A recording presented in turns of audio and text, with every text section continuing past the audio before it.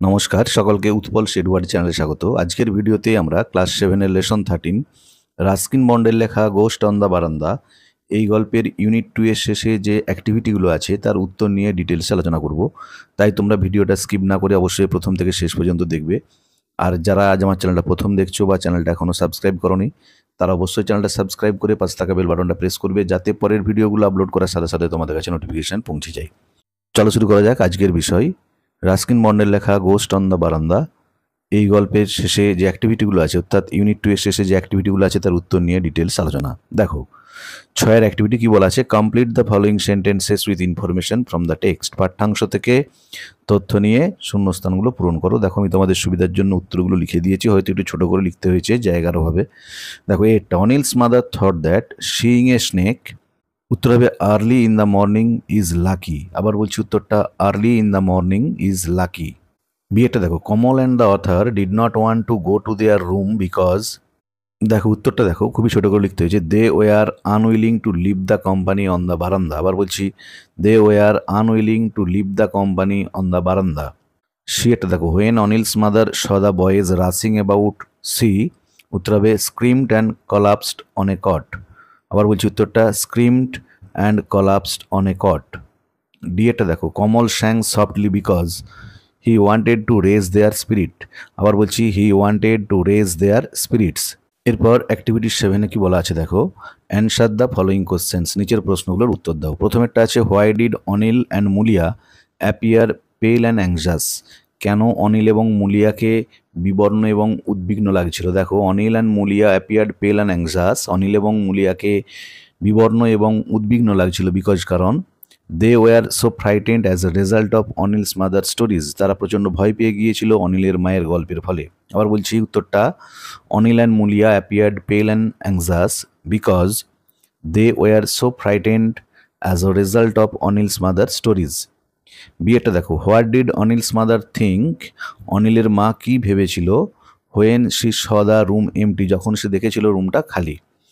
দেখো Anil's mother thought that, অনিলের মা ভেবেছিল যে Rusty and Kamal had disappeared, Rusty এবং কমল উদাও হয়ে গেছে উইথ দেয়ার বেড, তাদের বিছানা নিয়ে when she saw the room empty, যখন সে ঘরটা খালি দেখেছিল। আবার বলছি Anil's mother thought that Rusty and Kamal had disappeared with their bed when she saw the room empty. এরপর সিয়েটা দেখো, সিয়েটা কি বলা আছে, what was the effect of Kamal singing on the author, কী ছিল ফলটা কমলের গান গাওয়ার লেখকের উপরে, যে লেখকের উপরে কী প্রভাব পড়েছিল কমলের গানের ফলে বা কবিতাটার ফলে। দেখো কমল সিঙ্গিং মেড দ্য অ্যাটমসফিয়ার মোর ইরি, কমলের গানটা পরিবেশটাকে আরও বেশি ভয়ঙ্কর করে বা হুতুড়ে করে তুলেছিল। আবার বলছি কমল সিঙ্গিং মেড দ্য অ্যাটমসফিয়ার মোর ইরি। ডিএটা দেখো ডু ইউ থিঙ্ক, তুমি কি মনে করো Anil's mother believed in ghost, অনিলের মা ভূতে বিশ্বাস করতো। Give a reason for your answer, তোমার উত্তরের সপক্ষে যুক্তি দাও। দেখো yes I think Anil's mother believed in ghost, আমি মনে করি অনিলের মা ভূতে বিশ্বাস করতো। She screamed and collapsed on a cot, সে চিৎকার করেছিল এবং মুছা গিয়েছিল একটা খাটের উপরে as she was too much frightened, যেহেতু সে খুবই ভয় পেয়ে গিয়েছিল। আবার বলছি yes I think Anil's mother believed in ghost full stop she screamed and collapsed on a cot as she was too much frightened. এরপর অ্যাক্টিভিটি 8 দেখো, বলেছে fill in the blanks with suitable modals, উপযুক্ত মডাল দিয়ে শূন্যস্থান পূরণ করো। এরটা হচ্ছে I can speak English, তাহলে উত্তর হলো ক্যান। বি এরটা হবে we eat so that we may live, can করতে পারো, তাহলে উত্তর হলো মে বা তোমরা কেন লিখতে পারো। সি এটা দেখো ইউ মাস্ট গো নাও, তাহলে উত্তর হলো গো। ডি এরটা may you have good luck, তাহলে উত্তর হলো মে। ই এটা দেখো উই শ্যাল বি অ্যাওয়ার্ডেড, উত্তরটা হচ্ছে শ্যাল।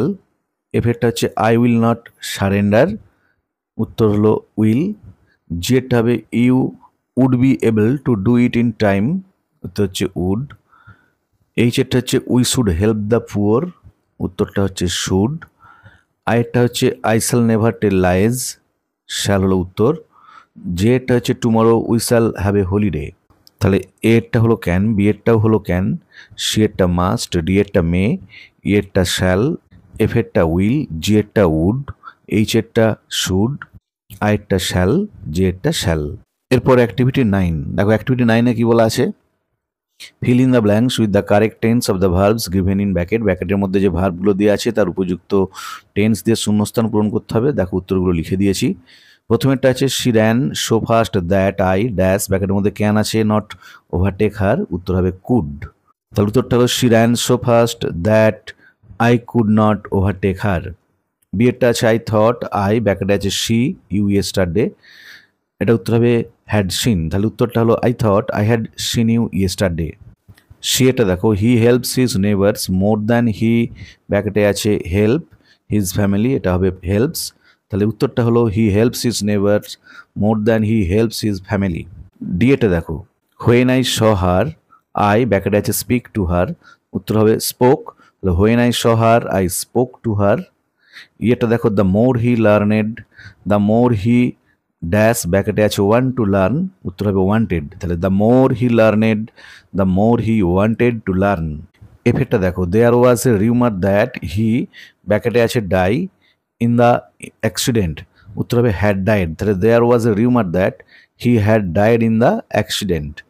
জি এটা দেখো উই থট দ্যাট শি, ব্যাকেটে আছে উইল সাকসিড, তাহলে we thought that she would succeed. এই চারটা দেখো I shall nurse her that she dash, ব্যাকেটে আছে মে, ব্যাকেট ক্লোজ করে রিকভার, তাহলে I shall nurse her that she may recover.